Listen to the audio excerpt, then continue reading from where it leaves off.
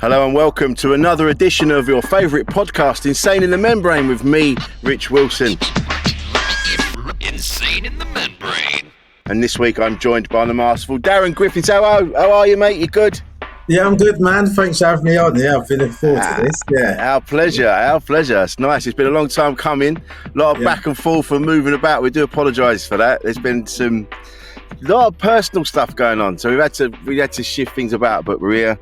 Doing it again. How are you? Yeah, man. No, good. Yeah, like I say, it has been a long time coming. I mean, I haven't seen you for a while. I think last time I saw you down in Brighton, I think.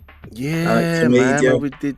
Yeah. It's just for Christmas. It's been over Christmas time, so yeah. No. Was it really? Yeah, I think it might have been Christmas. Yeah. Jesus Christ. Where does the time go? I mean, we're in the middle of. We're nearly at the end of September now. Yeah. How has that gone that quick? It is mad. God, it's funny, isn't it? I think because we've got so much going on. Everybody, everybody's got so much going on. We're all trying to, pay our rent, and we're all trying to, get money in, and we're running around and keeping ourselves going. And then suddenly you go, how is it October? Yeah. That's the thing. It's nuts, and I'm just like, I'm dreading the Christmas music in shops and stuff and all of that, because that's how it goes, right? It's always like major event after, and then you're doing it again the next year. Time flies. I was stood in Marks and Spencer's. There's a little one in London Bridge, and I was stood in between like the aisles, and then when you look down the shelves, like you can see on either side, there's stuff. On one side was Halloween, on the other side was Christmas. And I was just stood there going, what?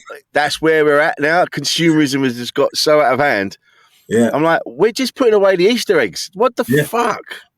We're here. Christmas is here. Yeah, Christmas. Now we're just amalgamating Halloween and Christmas in together. So it's just to be one long diabetic fucking festival. I mean, all exacerbated by the pumpkin spice lattes and stuff that gets released with the coffee shops. Mate, this is it. My favourite time of year is spring. I've said this I love spring because there's always. I mean, listen, I can cope with all seasons, and to be honest, it's not like we live in Canada when we have they have their winters and they got 90 feet of snow and they have to dig their way to work. But yeah, I mean, I can deal with our winters, but I like spring. Spring feels full of opportunity and newness, and then you get that first smell of cut grass, and then you're driving out and you see the lambs and you see the birds singing. I like autumn. Yeah, I like autumn. Yeah, because summer's too hot, and it's not even it's too hot. It's just in the UK we can't dress for summer properly. No. I mean, it's not like we don't have pools. We don't just sit by the pool and lounge about. We still have to walk around in jeans and t-shirts and get into gigs and be in hot rooms and stuff. So it's horrible summer, unless you're actually on holiday. Winter, just the opposite of that. It's just too cold. Whereas I think probably similar reason temperature-wise, spring and autumn are pretty similar. And I think most of my wardrobe is just like is autumn. I like wearing jumpers. Man, I'll tell you, I love autumn. I love that. There's that classic thing of going through the leaves, and then and like you said, a pumpkin latte, and there's everything's just damp all the time. I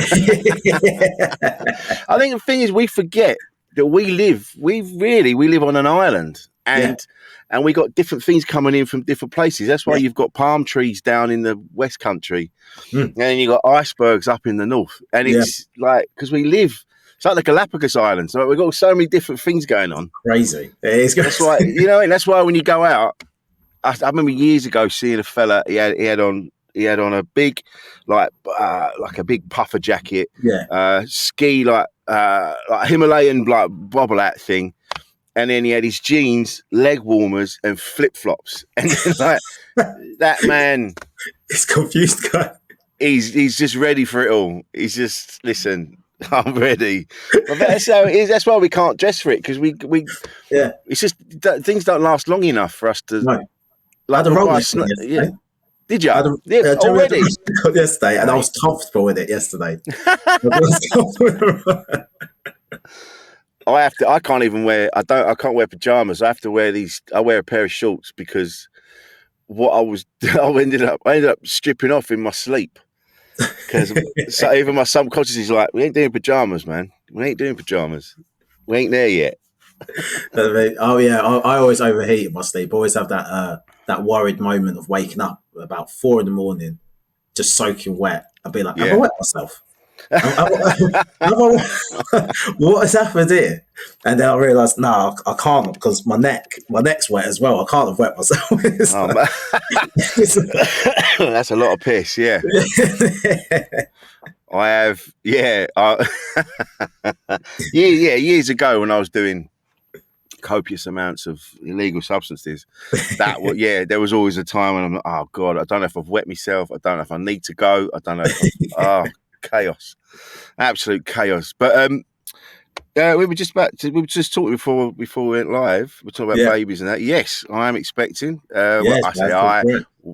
We are expecting. I'm not. I'm literally, as you know, you got a little. How many have you got now? I've got 2 now. I've got 2. So yeah, two under. Well, not under 2. My eldest, she's 2, just turned 2 a few months ago. My youngest, he's 6 months. So, mate. Yeah.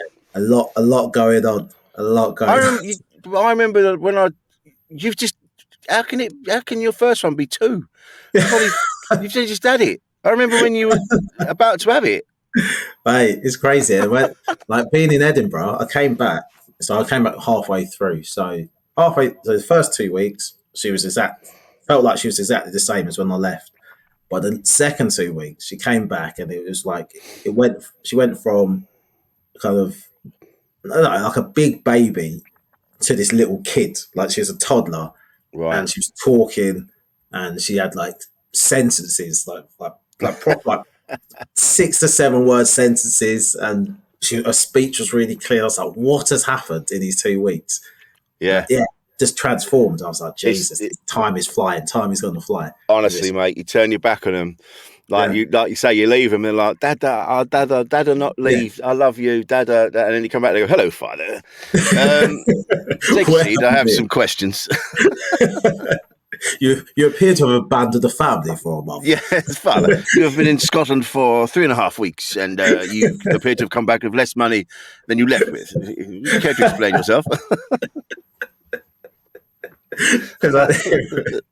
So no, it was strange. It was strange, and then I was having my youngest, and just seeing him at 6 months and thinking, I can't remember her like that, even though there's only 19 months between them.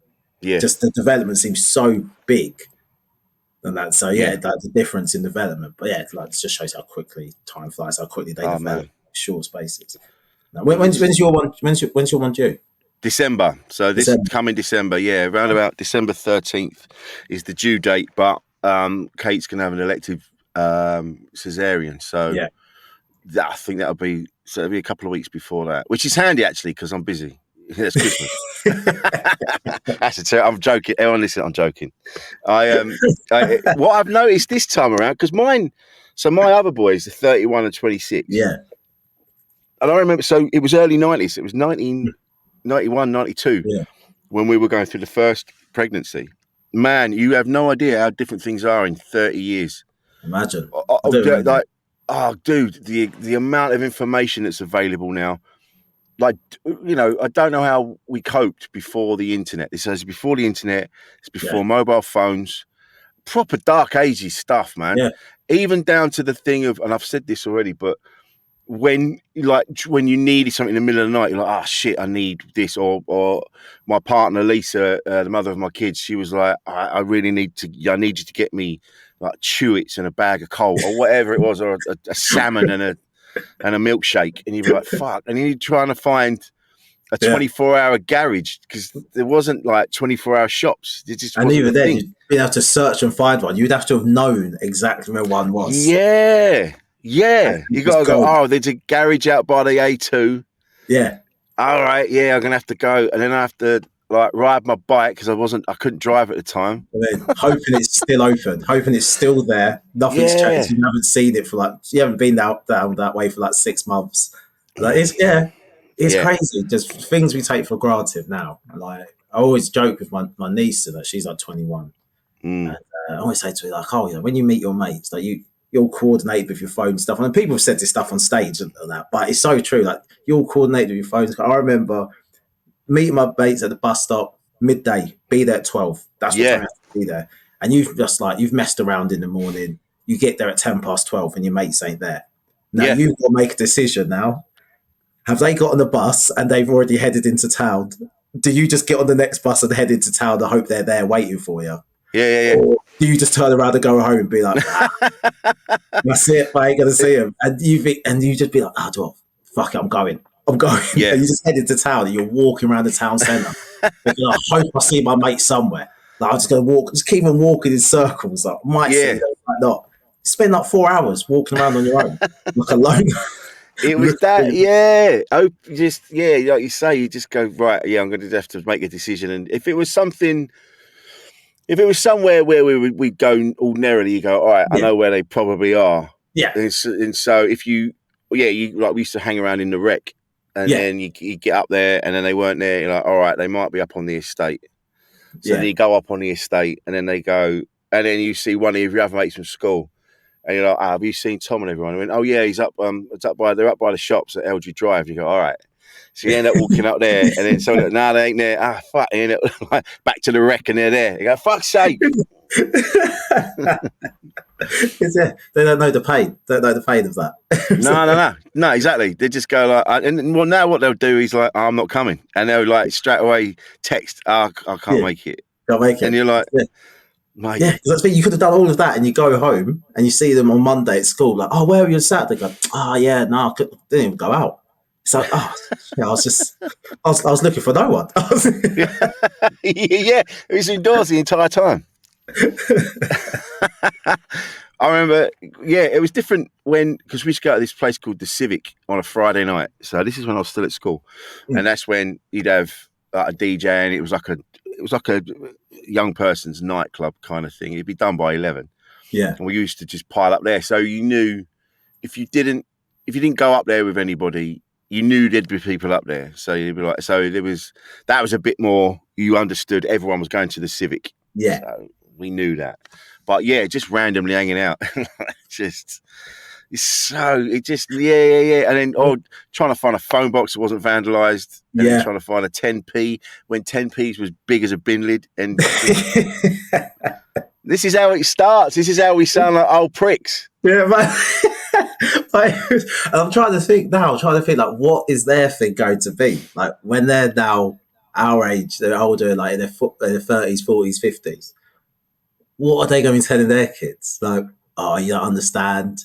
You didn't have this, didn't have that. Because I generally can't imagine it, because like the mobile phone has just so much shit in it. There's so much power in that device that I can't imagine what they're going to be telling their kids of what they've missed out on. But it's going to be like, you kids, you didn't know what it was like back in our day. We had to physically press the button on the phone to send a message. Now you just think it and it goes straight to your mate's brain.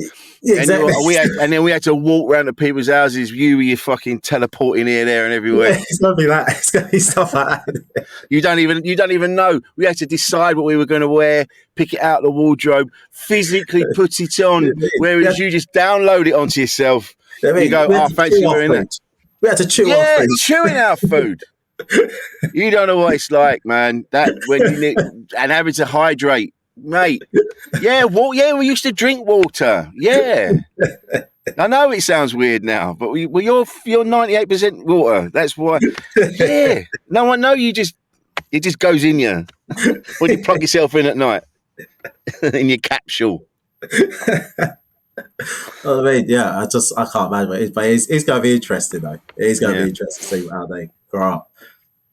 It's go on. No, I was saying as well, just like just the different world they're growing up in as well, like bullying and stuff. Like, I remember that growing up, you have like a few pricks in your area, a few pricks at school, and if you wanted to avoid any trouble, you just don't go to that particular park. Yeah, You just didn't go. That's it. And then like anything that embarrassing happened to you as well. I remember I went to school with people who like pissed themselves, shat themselves, got beaten up by a kid like 3 years younger than them, all that kind of Right. humiliating stuff, and all that is just trapped in my memory. My memory and even my mates who are there, they can't even remember it. They're like, no, I don't really remember that happening to that kid. But it's gone, right? But now everything's on the phone, straight to the cloud. You've gone home. Yeah. You want to lock yourself away. Nah, it's posted online. You've been tagged in something. You're that kid who got beaten up. It's a completely different world. It's a completely different world, man. Like, It's honestly, you feel for them. yeah, God, yeah, it's awful. Like, yeah, like with like you say, you go to school and there's the fella that keeps as soon as you see him, like, all right, I'm going to get my head kicked in, but I'll just let it happen. Yeah, Just get it done, let him fuck off, and then I'm going to go and then I'll go and bully someone else, take it out on them. That's the food chain. But but when I saw someone, I know I'm like, why are you reposting this? It doesn't do anything for you to repost a bullying video. Yeah. You're not helping anyone. It makes me want to find out where that person is that's been bullied and go around the house and beat up the parents of the bully. Yeah. It makes me want to go, this is on you. You should be talking to because you can see what they're fucking doing now. Yeah. Whereas when we were growing up, it was like, he's picking on me. And then he'd be like, yeah, but he's picking on me. And then no one knew who was what. But now you go like, that's clearly your kid. Sort your fucking kid out. Yeah. Yeah. It makes me angry, man. I hate bullies and I hate injustice. I can't handle it. I'm not sure how I'm going to cope with it because I'll say like my missus, she's a teacher, so she's really good at talking to kids. Yeah, and talk to them in a way that is like it's intimidating, but it's not inappropriate, right? Like it's they get the message. Like even if my daughter, like to be at a play group, another kid will take her toy, and she's like, no, you don't take toys, you share. She was playing with that, so you give it back, you say sorry. And you see the other person's the kid's parents see it, but think, well, she hasn't really crossed the line there. Wow. But I don't know how to do it. So it's either 0 or 100 for me. So it's either, I console my daughter, but let's just get another toy. Come on, it's all right. Let's just, let's move on. And my wife's like, no, she needs to see that you're going to like defend her and stuff. I'm like, okay, cool. And I've let it slide a few times. I remember it was at this, like a zoo, everything like the play area. And this, like, again, she was like, before she was 2, this kid's about 8. Yeah. Just started like patting her head.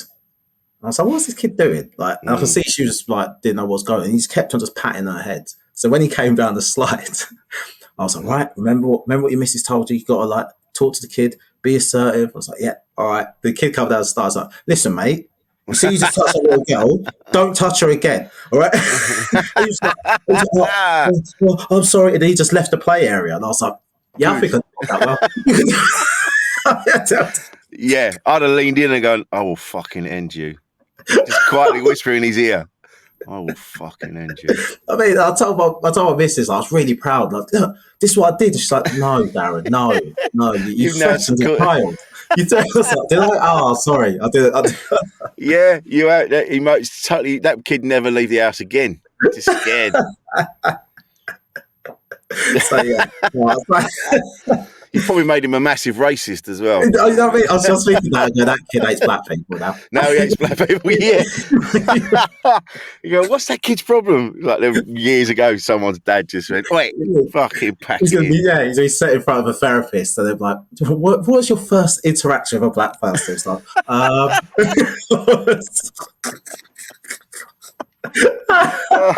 he said he'd follow me home and burn my house down.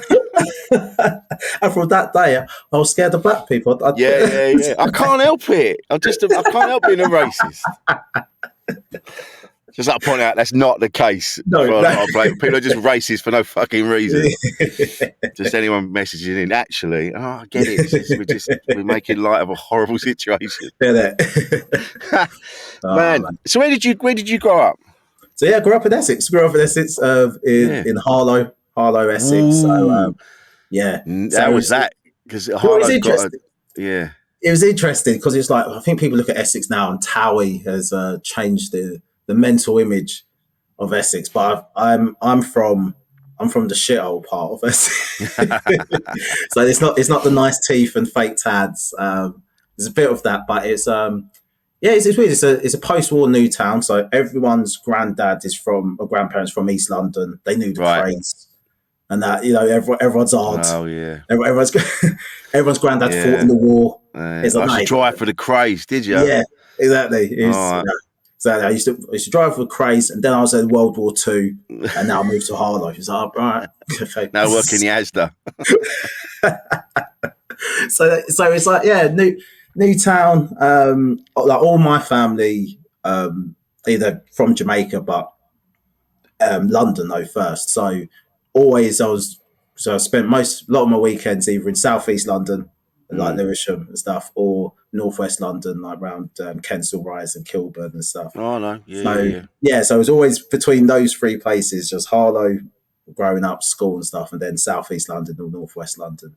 Yeah. And it was fine. You know, it was a weird one because I joke about on stage being like proper minority, and like I only one of the few black kids in my school. You know the comedian Johnny Cochran. Yeah. We went to school together. Oh, did you? Yeah. So him and he's got one sister and two brothers, and Right. literally because there were so few black people, everyone used to think I was a Cochran as well. They just The brothers. Yeah, they just assumed. It's like, you must be related. No, cousins? Like, no, we're not related. It's like, oh. And he's one of those. It's strange. Like, so I had kind of positive experience being a black kid growing up in that environment because one, being such a minority, it was almost like non-threatening to like the white majority. Ignorant things were said, but not much things were actually said out of malice. It was just an assumption that you was good at sport, you was hard. Yeah. And it was that kind of thing. And then and then what would happen is people would assume you knew other black people as well. And yeah. And it's funny because it was true. So like you would jokingly. So like someone see, you might know my mate Michael from my cricket team. I was like, why don't know your mate Michael? Let me guess, because he's black. And they're like, no, but he is. And they go, all right, what's his name? And it's like, Michael's like, Hunter. I was like, yeah, so his mum's my godmother and my mum's his godmother. It's just like, yeah, you've got that one spot on there. Yeah, that is, we know each other. And that's all it was. And then like everyone's like, so if you saw an older black person, you would just assume, oh, they probably know my mum or they probably know my dad. And they invariably did. So you had like a nice little community as well. And because of that, I kind of grew up kind of like, comfortable in my own skin and comfortable being a bit different to other people and stuff. And if anything, the irony is when I was actually going into London to like with my cousins, where it was more black people. That's when I felt a bit out of place. Then, right? I felt out of place then because growing up then, there was a kind of I guess a prescribed idea of what blackness was, and it was London. Like, even if you was black and from Birmingham, if you met someone who's black and from London, they would take the piss out of the guy from Birmingham. It's like, you're not black. And it's like, there's a lot of black people in Birmingham, mate. It's like, yeah. But it's like that kind of London. It's almost like it's like how African Americans are to the rest of the world and other black people. They don't look at people from Africa and be like, they ain't black. It's like, mate. Yeah. So I think that's what like black Londoners are like around, like to other black people around the country. And so that's when I felt a bit disjointed and a bit out of place then. But so as you get older, you understand why those things are. You can reconcile it in your head. But that's what I was growing up. Yeah, I think. Mate, well, it's funny. It's funny with that, like you say, the other black kid in the school, and you knew him, and there was Michael, who was, you just happened to know him as well. But I think that's when people talk about people coming over from other countries, and then the first thing they say is, "Oh yeah, they come over here, they don't learn the language, they don't integrate." You go, well, because it's scary. Yeah. So of course, and you'd be the same. That's why when you go to Spain, Doris. You hang out with Gary and you hang out with Clive because they're your people, and you don't speak Spanish. You look for an Irish bar, you look for you go for the things that are comfortable. You go to the things that you recognise. You eat the food that you understand, because it's fear. You're scared to go out and explore. You're scared to go off on your own and go, right, I'm going to go to and find a tiny village in the mountains in Spain. I don't speak the language, but I'm going to figure it out. You're not going to do that. So then when people come over from Poland, of course they just stay together. Yeah. It's a protection thing. And so the same with, like, especially when I was growing up, we only had there was one black kid in my school, Ronnie Ford. Yeah. And Ronnie was the hardest kid in the school because he had to be. Yeah. It was an all boys school, and every day one of us was getting punched somewhere. Yeah. So of course he had to elevate himself. There was another kid called Fortune. Fuck me, could that boy run? Jesus Christ! And he used to pick on us. So I remember, so we were mucking around at the top of this hill. It's called Dyke Drive on one of the estates. Yeah. We're up the top of the hill, and we look down, and about half a mile away, we see Fortune and his mates, and they come around the corner, and we go, fuck, it's Fortune. And then well, 1 minute he's down the bottom of the hill, next minute he's with us. And we're like, the amount of time I'm like, Fortune's coming, and we'd fucking leg it. But again, that was probably a fear thing. Like he had to prove himself because they were in the minority. So I totally get it. Like of course you're gonna know the other black kid in the school. It's not because it just happened to be that it was your godmother or whatever it was. Yeah. But, it's because it's a protection thing. Yeah. You know what I mean? No, exactly. So yeah. Exactly. Yeah, that integration, the thing about integration, they will do eventually, but you're not exactly very welcoming either, John. Yeah. With your Union Jack tattoo on your face. Yeah. Voting for these very people voting them out. They've only just got here, and you're going, nah, get them out. They don't integrate. Well, you don't fucking ask them to integrate, do you? I mean, and then it's the cycle as well, because like now, if you look at obviously racism and like anti-black race still exists, but you do feel like, that kind of, that over visceral, racism and xenophobia towards black people in the UK is probably not there anymore. It's way more kind of subconscious and covert, but it's more a thing of, it's like you said, it's Eastern Europeans and those guys coming to take the jobs. It's that kind of thing. Yeah. It's that, and it's a thing of, well, it's because I guess black people are more integrated, more assimilated, and these people growing up disliking immigrants, well, they grew up with black people as part of their environment. So like, well, they're meant to be here. It's like yeah. We're used to them now. Yeah, we're used to them now. So, and I guess what will happen in a few years' time. I guess my test is what I find is when we start seeing those names appear in the England football team. So when you start seeing, I guess we've got Jagielka, Tarkovsky, so it's coming through. Yeah, When it's in a place that people understand.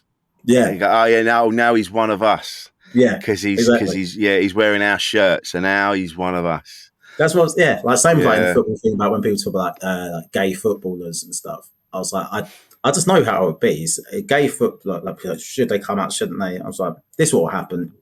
If a gay footballer is good at football, his team, his supporters will love him. Yeah. And they'll probably sing songs on the touchline that they think are supportive, but are wildly homophobic. I can just I've just had one going through my head. I'm like, don't say it out loud. Yeah, but they'll probably say, they'll say all crazy things like, "I'd let him fuck me too." You know what I mean? Yeah. Like that. And it'll be the away fans who'd be getting on him in a homophobic way, and and it wouldn't be great, but I can imagine that's what it'd be like. And a similar thing with any kind of other group. It's like, and it shouldn't be like that, but it's like, until that person kind of shows their merit to the group, it's like, all right, they're one of the good ones, they're all right, kind of thing. And, and I remember that kind of feeling growing up of, you're actually all right.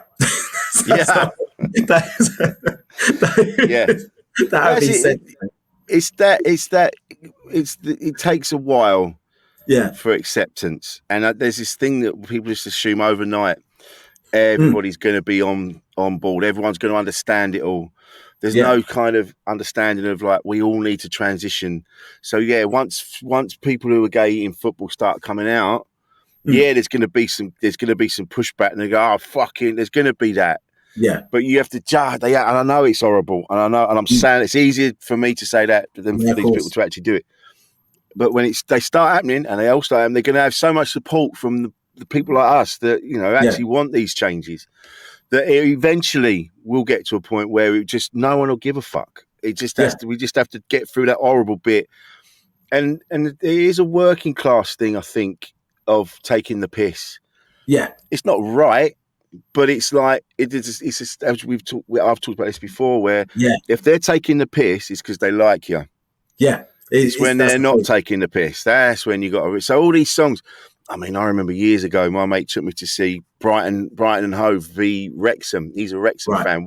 Before they had billionaires looking after him. Yeah, And no disrespect to people at Wrexham either. It's a fucking yeah, great show. I love it. yeah, But I remember seeing years ago, and my mate's gay, and he was going, look, just so you know, Wrexham, Welsh team, so there's going to be a lot of anti-English stuff aimed at Brighton. Just, and I'm like, look, I understand. Don't worry about that. Anyway, so I'm sat there. I've never heard so many homophobic songs because yeah, it's Brighton.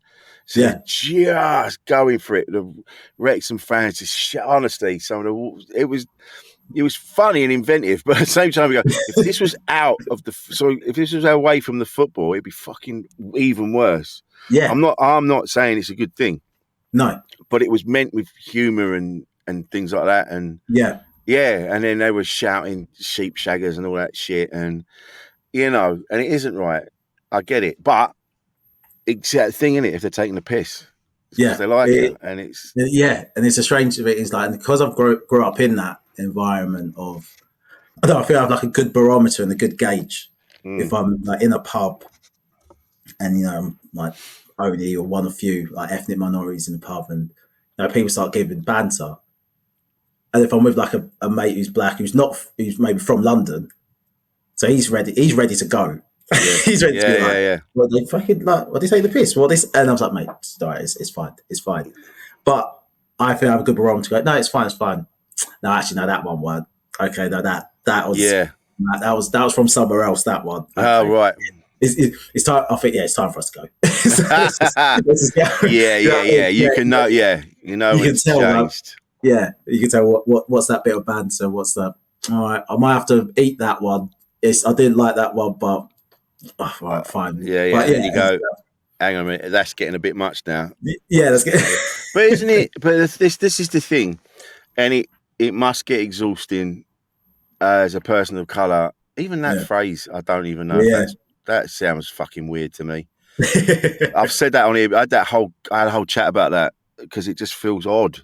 Like, it sounds patronising to me. I don't know. But no, it's similar. Literally, someone posted the other day about the word BAME, the term BAME. It was a black woman. I think she works in diversity and inclusivity, and she was like, they're doing a workshop and they're trying to work out, is that phrase embraced by black people? Do black people like it? Do they have any alternatives and whatever?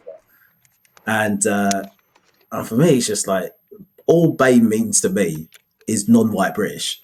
That's what it means. That's what it means. And so, and then I said that's what it means to me. So I'm not really fussed by it, but it just is what it is. Yeah. And then someone goes, but if you say non-white British, then you're centering white British people and you're othering. I'm like, I don't really know what the point of the term is. I don't get it. And that's me as a black person. Yeah. And if you're a white person, you end up in front of a microphone, in front of a camera. So I don't get it. People are like, oh, yeah, you should. And it's like, not really. It's not really, because I don't get it. And the term's meant to be for me. And I don't. I don't get it. But it must be exhausting. Yeah, it is. And it's the fact that, every day you're having to have a conversation about race. Yeah. And you're like, why is it my fucking job to police this? Like, again, like you're in the pub with your mate and you're putting up with a bit of banter. All right, they don't mean it. And then you hear that horrible thing. And then you've got to make the decision to leave. Yeah. You've got to make the decision not to get involved. And you've got to make the decision not to say something or do say something. And it shouldn't. And now, like you and I, when I got in here today, I'm like, right, I'm not going to talk about race. I'm not going to talk about I started talking about it. No, but that's it. But it must be because it's like talking again since all this Russell Brand stuff that's come out. Talking to women about sexual assault this week. Yeah.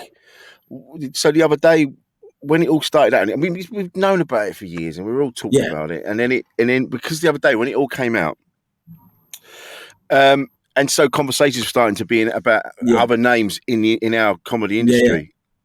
back and forth, and there's been phone calls and text, and we're all shouting at each other. And I got bollocked online a couple of times, and then I was getting into things, and then you know, and then I was sat down with my wife, and she was sat there, and I was like, and she just started to cry. She just burst into tears. I'm like, "Are you all right?" She went, all this stuff it's just ripped the scab off of something that I haven't thought about for sort of 10 years, or Jeez. I haven't dealt with properly in 10 years, and it's fucking horrific, and I'm exhausted, and I'm tired of talking about sexual assault and nothing happening. Like the guy that did it to me, he's got away with it. He just gets. I have to keep the peace, and I have to not rock the boat. And I'm like, fuck, of course. Yeah. So then, so all this stuff this week that's coming out, it's now creating. It's upsetting the women that have been attacked, and it's nearly every woman or most women. Every woman's had something shit happen to them. So talking about women about sexual assault and talking to black people about race all the time. Yeah. You must get to a point and go, I don't want to fucking talk about it. You talk about it. Why don't you stop being racist? Talk to your racist mate. It's a weird one because it's like, I wonder, because I know a lot of black people have that view of, it shouldn't be me talking about it, you should talk to your white mate who gets it. But I'm also of the belief that, being black's a part of me, and like being a woman's a part of, women and stuff. And if anyone's going to be able to represent the story or the perspective best, it's got to be me, right? Yeah. Like I'd rather someone ask me an ignorant question and take the risk of sounding racist and saying something off key to me, because I can take it and I'm fine. And I like to take people in best faith. So you ask me something and it does sound a bit off key, I'm not like, you're racist and you're shunned. Like, get out. It's like, oh, like, by the way, what you said there is not the way of saying it, but look, let's have a conversation about it. I'm happy to do it. But I do understand why people get a bit tired of it. But because I'm happy to do it, I then ask women questions. So now I'm in the other position. Now I'm now the not the bad guy, because it's not good or bad, but I'm now the person asking that question from the place where I don't really get it. Yeah.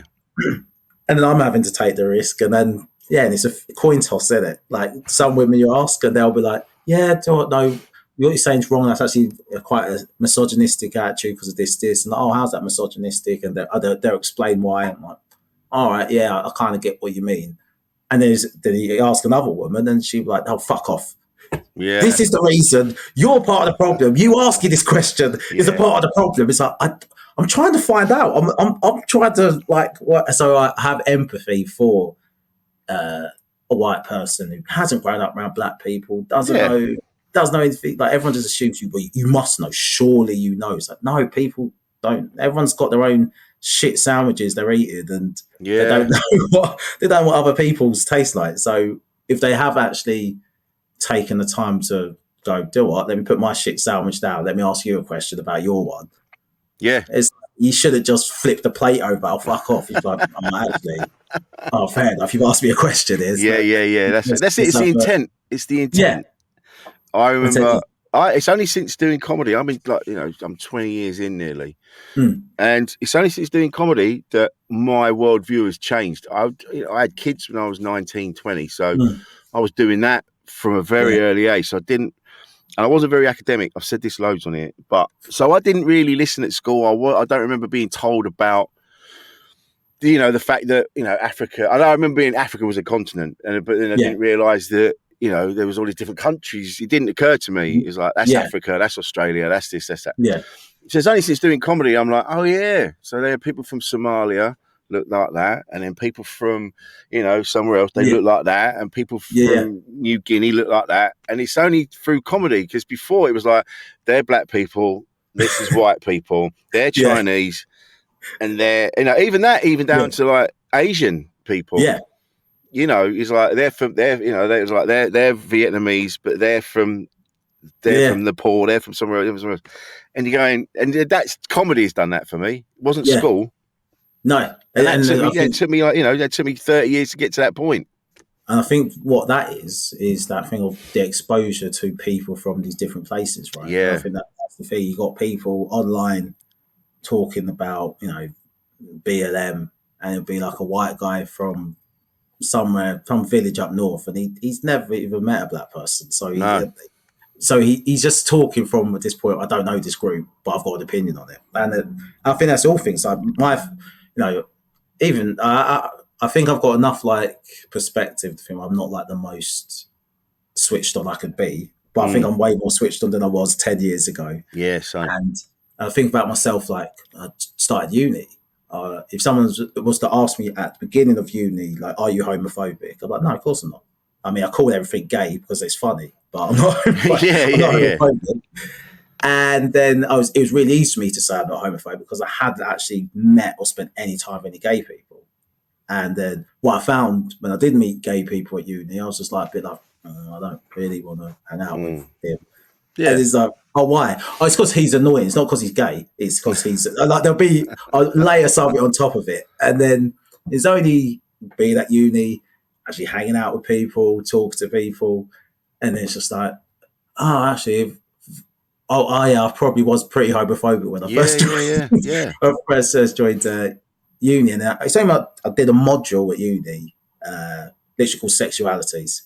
And he just asked like the simple question of going, when did you first, encounter like homosexuality? And I thought, it's actually through soaps. I remember just like characters on TV and stuff. Yeah. I think it was Zoe Tate on Emmerdale was the first like gay character I can remember. I was like, that's interesting. It's like, and that was the first lesbian, first gay was like Simon and Tony on EastEnders having that kiss. I remember it being a big thing. Yeah. And I was like, that was the first gay thing. And then it was like, I just asked all these questions, and I asked a really simple question. I go, when did you realize that you were heterosexual? And I was like, I just always have been. Yeah. I was like, aha. it was like this kind of, there it is. There's that light bulb moment of going, they're not just being gay to annoy me. It's just there. It's like they were gay, and they are gay. It's like, right. It's just, mate.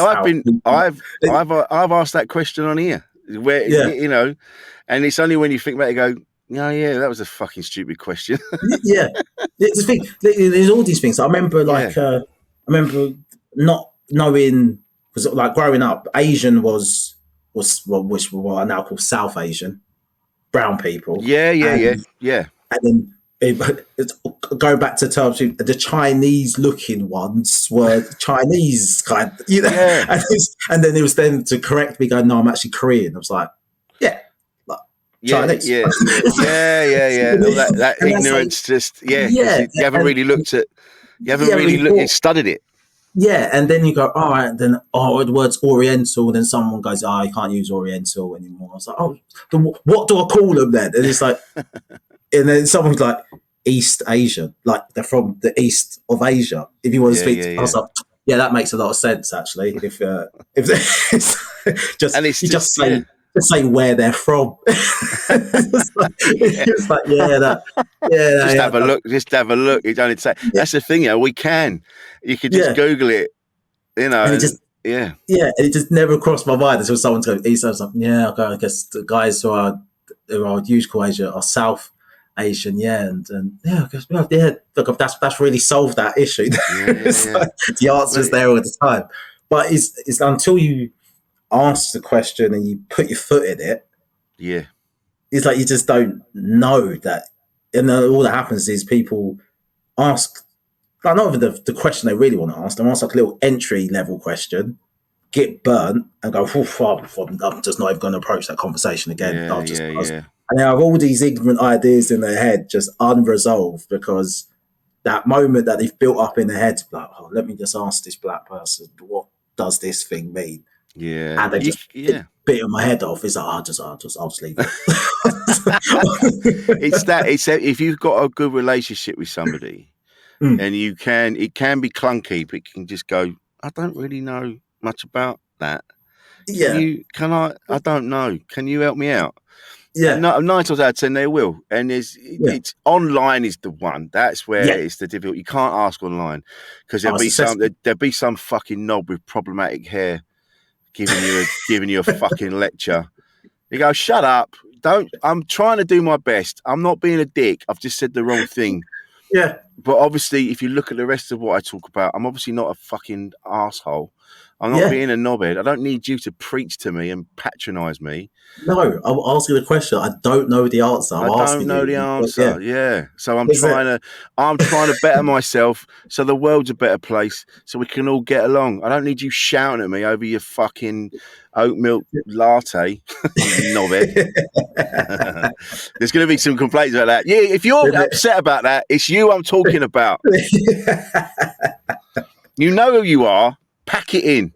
But it's true. The internet is a horrible place. Like, social media, like, and both extremes. Like, everything's just falling into this false dichotomy of left versus right. Like, absolutely, the stuff that when I saw like a guy I work with, he referred to her. What do you refer? It made me laugh. I think I was drinking a tea, and he said like, "Oh, has it got like woke milk in it?" I was like, "What do you?" Oh, what yeah. I was like, "What does woke milk mean?" He goes, "You know what I mean," and I laughed. But I do actually know what you mean. You know exactly what I've just said. It oat milk. Yeah, okay. I was like, "I do know what you mean," and yes, it's coconut milk. but it's that thing of like, I see, obviously, because I don't feel like I'm on either side, I can see the humour in both. But it's like, it's crazy. It's proper crazy, man. Like, you know, it'd be something as trivial as the weather. You know, weather. People, they'll disagree about the weather. They'll be like, the right would be like, it's the mainstream media and I don't trust it. Yeah. And the left would be like, yeah, but it's a straight white man delivering the weather, so how can we trust it? Meanwhile, he's in the middle trying to tell the weather with his paper straw and his woke milk. Just trying to...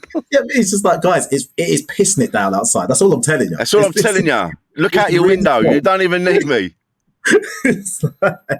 And like, even with the Russell Brand thing, it's like, it's just always just such extremes. Like, for me, the middle thing is the women have made accusations, and I think those accusations should be taken seriously and investigated.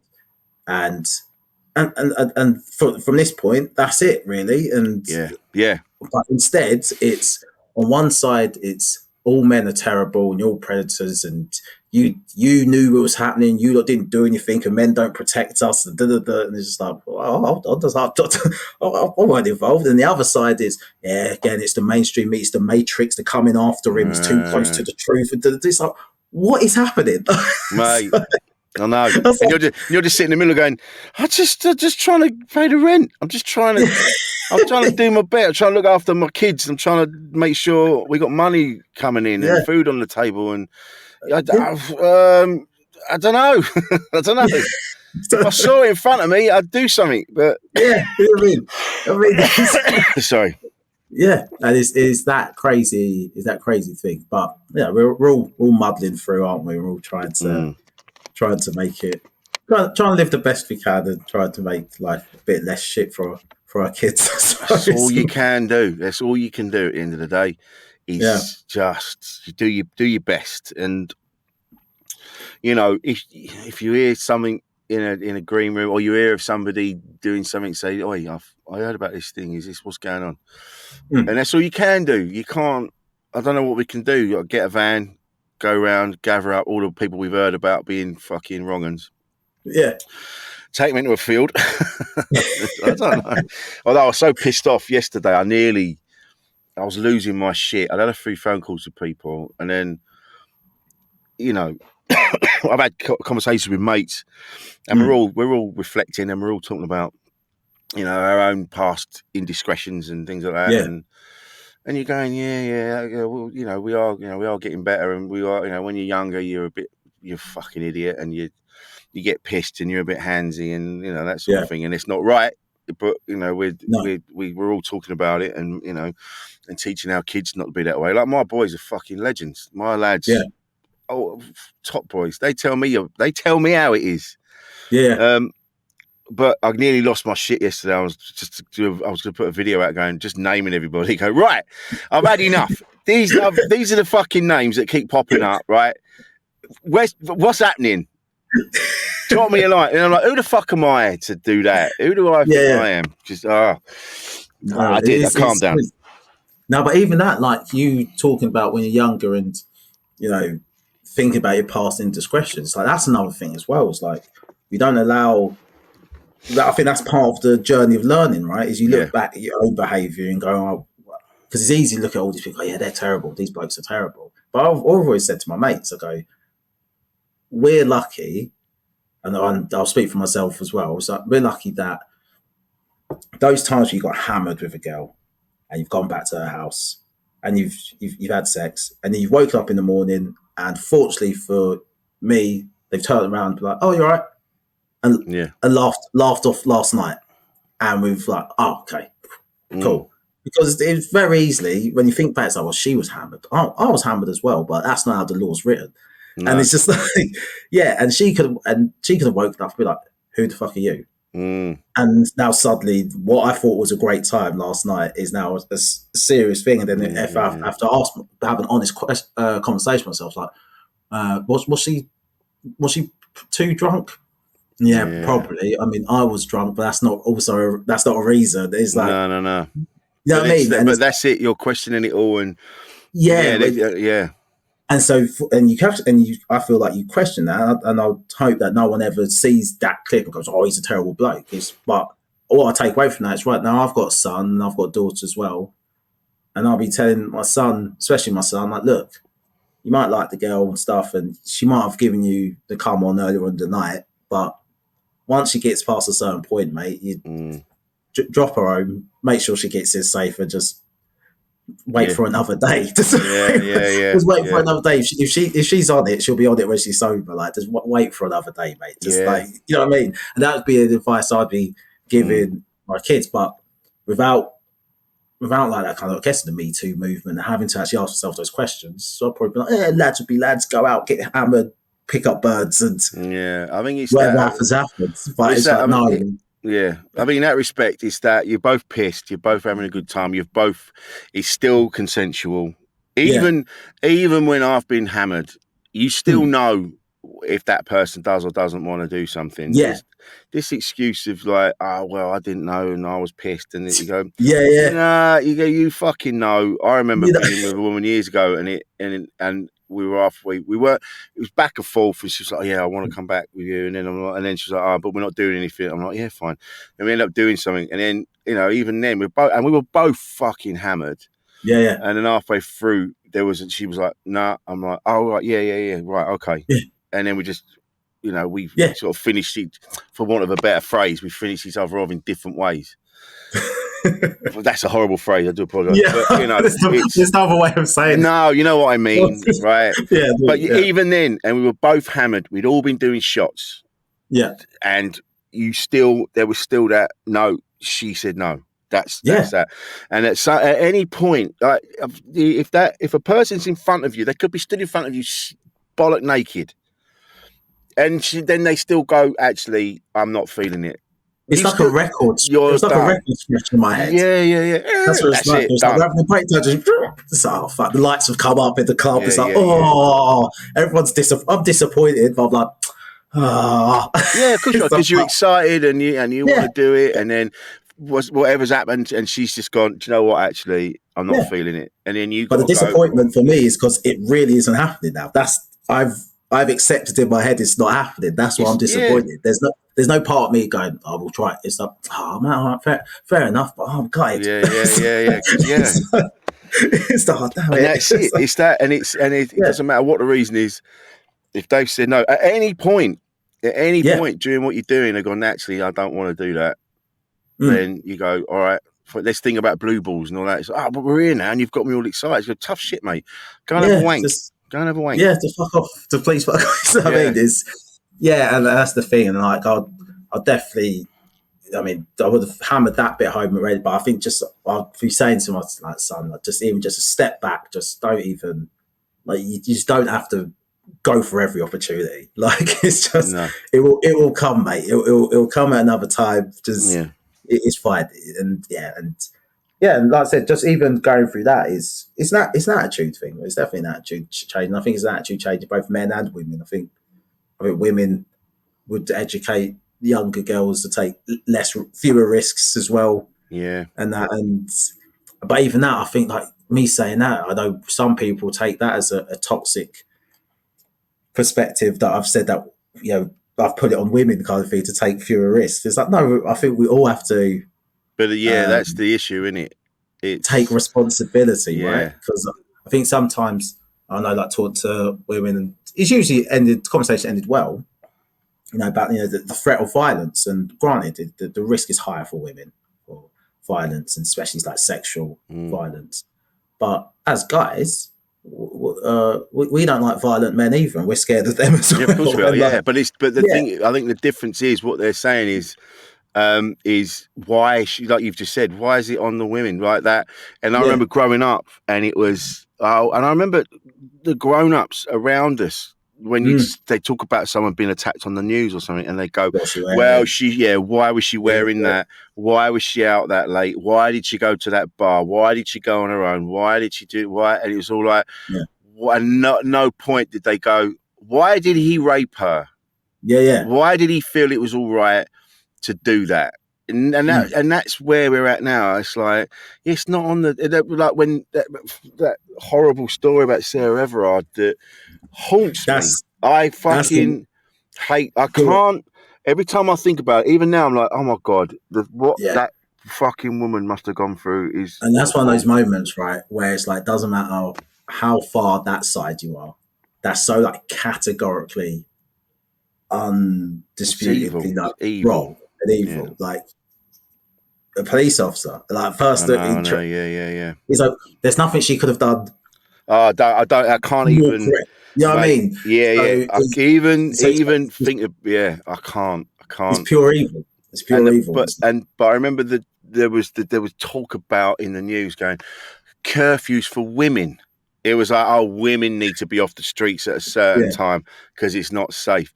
And then someone went, "Are you taking the fucking piss?" Yeah. What? So women don't do anything? I mean, don't listen. There are some women that are fucking arseholes, but that's different. Yeah. They're not animals. Yeah.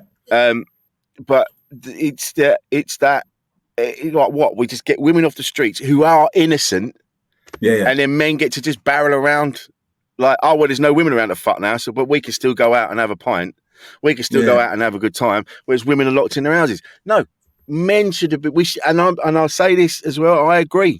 If it got to that point where there's enough men that are fucking ruining it for the rest of us, curfew till we sort it out. Curfew till we've had a word with these fucking animals and go, right, because of you, I can't go out and play football, or I can't go to the cinema, or I can't do this, or I can't do that. So, so I'm going to cut your bollocks off, and then we're going to go out. Like it's on us. It's on us, men, to sort this out. Yeah, it's the thing. I'd say so too. And it's a weird one. But how do you deal with it? Because like the same way that I was saying, like I was speaking to my missus, she was saying that about going home from like a train station to your house, and do you avoid the park and stuff because it's dark and stuff? She's like, yeah. And I go, as a guy, I'd avoid the park as well. I go, the number of threats are different to me, but I'm still apprehensive going to the park. I've taken a headphone out. I don't walk around thinking nothing's going to happen to me. And stuff like that. And I go, right, but what would make me feel safer? And it's this weird thing, right? Because like these are violent, horrible men, and you kind of need violent, good men. It seems terrible, right? Like that seems like to be the solution, and then I end up sounding quite Andrew Tate. Then, like you start saying you things can't, like that. and that's the thing. You can't talk to these people. You can't sit them down and go, mate, these sexual assaults. You got to knock that on the head, mate. They're like, do you know what? Yeah, now you've spoken to me about it. I've had a think about it. I want to stop that. No, you almost need someone who's bigger and badder, but it's got better intentions to be like, I am going to punch your fucking head off, mate. Yeah. I'm going to feed your own nuts to you. Yeah, go home. Sit in your house now. You're not allowed out amongst us. Yeah, exactly. And I think that's it in the sense of most of us who are, normal people aren't, assaulting people in the street. Like I said, we're also just victims, but we happen to be men as well, kind of thing. It's just like I don't know how you deal with it. And I guess those violent good guys are the police. They're meant to be the police, right? Supposed to Those be, are yeah. those are the violent good guys who have the I know a couple. legitimate. I know a couple of coppers, and they are legit, and they are. I Yeah, talk to them all the time, and then they're like, there's like like our industry, like we know the names, yeah. and we do You know talk what? to them, and they are getting investigated, and things are happening, but short of taking them outside and giving them a good shoeing, we don't know what to do. Yeah, one of my good mates, he's a copper as well, and similar thing. He gives me lots of off the record chats, and yeah, and he hasn't been an officer for that long. He was corporate world before, and he decided I want to be a police officer, and Yeah, so very, very smart guy and stuff. And they wanted him to go straight into like detective level. He's like, no, I want to actually get on the street and do do it something. Yeah, properly right. and see what it's all about. Yeah, Because eventually I might go up there, but yeah, and he tells me, and he's just like, yeah, he goes, I guess because what's good about him is he's got a worldly view as well. He's a white guy. From the outside, you wouldn't think he has this worldly view, but he's proper switched on guy, and and he's just telling me just how difficult it is to police and how disappointing it is for members of the force when a police officer does step out of line or does do something wrong. yeah, And he just realised, yeah, if officers are like anything like my mate, I'm like, they generally are just trying to just do better. I think most police officers join because they think they're going to make a positive difference. I think other officers join because it's a respectable job and there's nothing else they're doing. And then there's others who got bullied at school, and yeah. and it's a mix of those guys, and it's just like, right, who's going to make it to the top? Yeah, I like there's the couple that aren't of the 2 or 3 police that I know. Yeah, legitimately want to make a difference, and one in particular, my mate Rich, and he and I have had massive conversations, and he messages me. When he was messaging me when it was kicking off, and like there was like defund the police and do this and that, and he was messaging me going, "It's so frustrating because I see where everyone's coming from." He goes, "But the ones of us that are actually trying to do something, like we can't. It's difficult to. It's hard to do anything from the inside. It's like we can only just do our jobs." And if we see something that's going on, something bad, then we can say something. But unless we see it or aware of it, we can't, you can't just say to your mate, "Oh, are you sending shitty texts to people?" Because it doesn't work like that. It's a really difficult.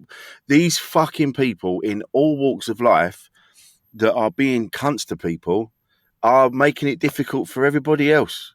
I think that's what you just said there. Yeah. All walks of life. So police, like in my day job, there's people who are like that in the corporate world, just like, you're such a prick. Yeah. Yeah. It's like, you're such a prick. And then there's other people just like in less consequential jobs and in comedy as well. It's just like, you just speak to some people, like, I always remember just, even when I started, just those guys, never the established comics, just the ones who are just a bit further along the road will just see a new young female comic who's not funny.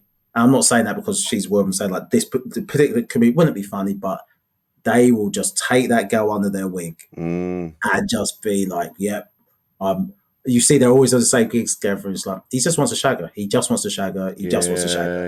And it's just like, and then as soon as they've finished, now this girl doesn't get booked to places. It's just like, you arsehole. You're an arsehole, mate. Like, what? You could have just left her alone. You could have just left her alone. Or if you genuinely liked her, fine. You genuinely liked her, but you just know you didn't. You just picked her. She's naive. You're an arsehole. So this is the thing. These are the conversations I've been having this week. Well, and before, we've had these conversations before where some of the older comics will take advantage of the new comics coming in.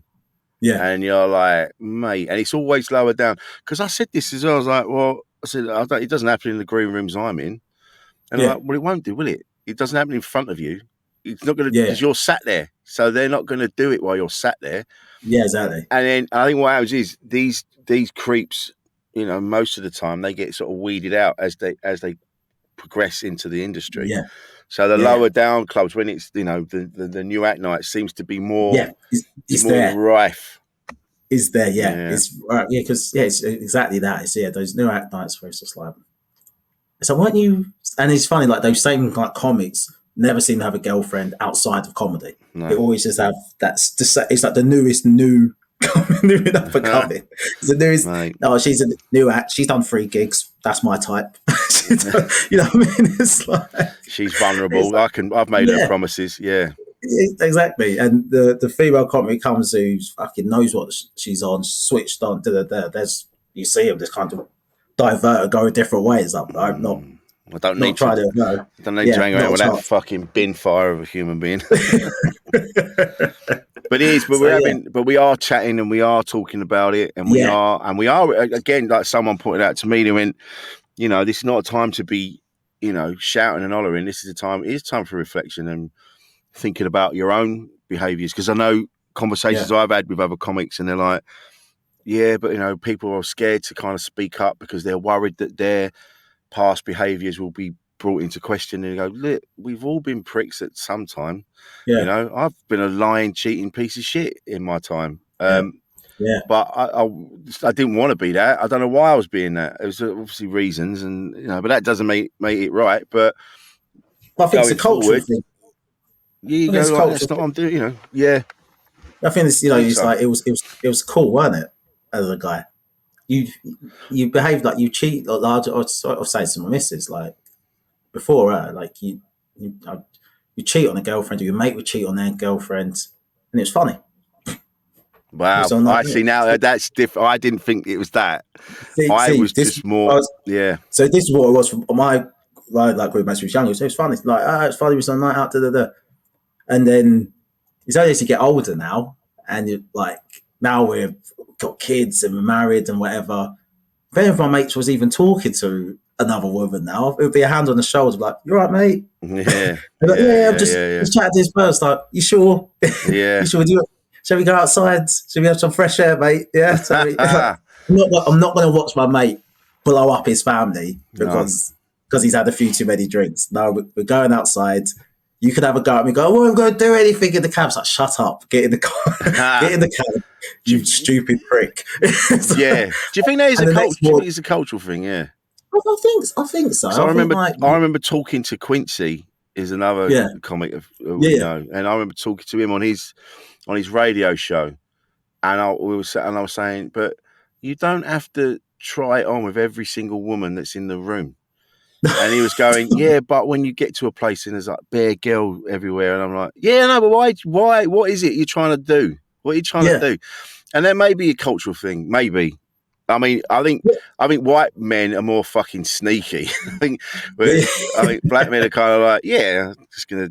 I want to have sex with you. I have sex with you. Whereas white men are like, oh no, I've got my partner, and I don't know anything. And then meanwhile, they're sending texts and they're being all creepy and shit and cloak and dagger and all that. I mean, that may be it. White men are more sneaky. You're sneaky with it. Whereas black men are more blatant, like, yeah, you and you in the car, and like, maybe I might be wrong. I don't, but I think like even like across race, maybe just like a male thing. Maybe not even a male thing. I think women probably have I don't. It's just like I just know at a certain age, I didn't discourage my mates misbehaving, and then I got to a certain age where I'd done it myself and really had to think about being like it's not bad behaviour to do that. Yeah. You know, if you don't want to be, if you're going to cheat, so just don't be with them and just move on. And then I was like, right. And because of that, I had that kind of reconciliation with myself. I was like, yeah, I probably should like look out for my mates as well if they're looking like they're going to do that as well. And I've make them have a think about it and stuff. And I think maybe those like the little seeds of attitudes towards women and that kind of thing of, you know, that same person feels like, oh, you know, I'm at this level, so I'll chat to women. It's like right now I run a open mic night. I have first dibs on all the women who I book. You know, it's that kind of that attitude of no, just this is work. You know, they're here to do a gig. Provide a space for them to do a gig, isn't it? Like but it's that it's having that maturity. It's maturity. It's respect. and it's not just seeing women as something that you put your cock in. It's actually they're people, and this is the thing. When you hear people, oh, I'm just going to go out, I'm going to go and I'm going to go and fuck something. You know, oh, come on, man, for fuck's sake. And that whole, there's a whole raft of those men out there, and that's what I mean. It takes other people to go. If you hear your mate talking like that, go, I don't fucking do that. What's wrong with you? And like, you'll be in a bar and you can see them just trying to clock anybody. And they're like, oh yeah, and you're like, you don't even care. You don't even care. Why don't you just go home and slam your cock in the fridge? All right. Instead of this fucking bullshit we have to put up with every time we go out. I'm fucking bored with it. And it's seeing that women as they don't see women as people, and in our industry, and they turn up and they're like, oh yeah, there's new comic. Oh, I'm going to try on with her and I'll tell all these lies and I'll make it out that I'm a bigger deal than I am, and then they're just fucking animals, mate. Yeah, animals. It's just wild. They're absolutely wild, man. Yeah. It's like, I know. It's I don't know what the solution is within comedy. Keep talking. I think that's it. Just keep talking. Yeah, keep talking. And if you hear something, if you're in agreement with that person, just go, I heard this the other day. What's going on? Because I've had it. I've had shit said about me, and I've been taken at one side, and they've gone, I heard this, and I'm like, no, that's not true. That's not how that went down. And we've had a conversation about it. Yeah. And that's it. Have a chat. That's it. Chat to your mates. Chat to your mates. Yeah. Chat to each other. Educate your kids, especially the lads. That's it. I think it's just having a little, making people have a little think. I always remember doing a little tour abroad. We was gigging, and it was 3 guys and 1 girl. And one of the guys was sorting out the accommodation. And he's like, "Yeah, I've booked this room. It's 4 bedroom. There's 4 beds in the room."